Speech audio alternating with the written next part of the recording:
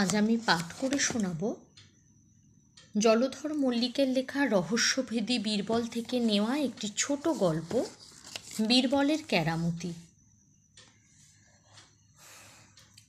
যেমন বাদশাহ আকবর, তেমনি তার উজির বীরবল।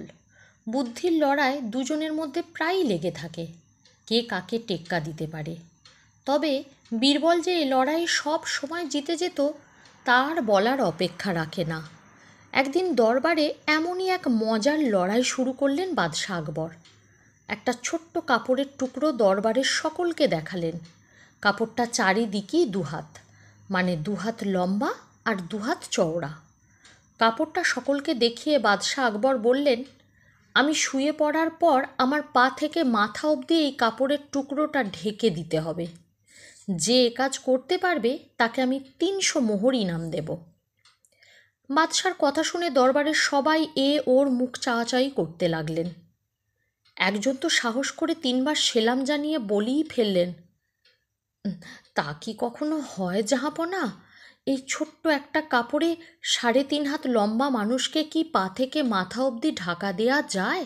দুনিয়ায় কেউই এ কাজ করতে পারবে না।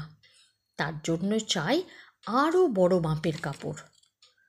সকলেই এ কথায় সায় দিলেন এক বাক্যে। এমন সময় বীরবল ঢুকলেন দরবারে। শুনলেন বাদশার কথা, বললেন, জাহাপনা, এ কাজ আমি অনায়াসে করতে পারবো। দরবারের সকলেই চক্ষুস্থির এ কথা শুনে। একজন বললেন, যা কখনোই করা যায় না তা কি করে করবেন বীরবল? বীরবল শুধু মৃদু হেসে বললেন, চেষ্টা করলে মানুষ অসম্ভবকেও সম্ভব করতে পারে। এ কথা বলে বীরবল কাপড়ের টুকরোটা নিয়ে বাদশাহ আকবরের কাছে গেলেন। তারপর বললেন, আমি যা বলবো তা যদি ঠিকঠাক করতে পারেন তাহলে আমি এই ছোট্ট কাপড়ের টুকরোটা দিয়ে আপনার পা থেকে মাথা পর্যন্ত ঢেকে দেব। এক কথায় রাজি হলেন বাদশাহ আকবর।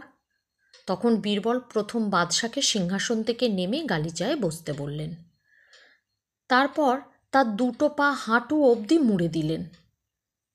এরপর মাথাটা হাঁটুর দিকে ঝুঁকিয়ে দিলেন। তারপর যা করলেন তা দেখে তো সকলের চক্ষু ছানা বড়া। কাপড়ের টুকরোটা দিয়ে মাথা থেকে পা পর্যন্ত ঢেকে দিলেন। সকলে হাঁ হাঁ করে উঠল, পিঠটা যে খালি রইল। সে কথা তো বলা হয়নি, বলা হয়েছে পা থেকে মাথা অবধি ঢেকে দেওয়ার কথা। আমি তো তা অক্ষরে অক্ষরে সে কথা পালন করেছি। সাপ জবাব বীরবলের। বাদশাহ আকবর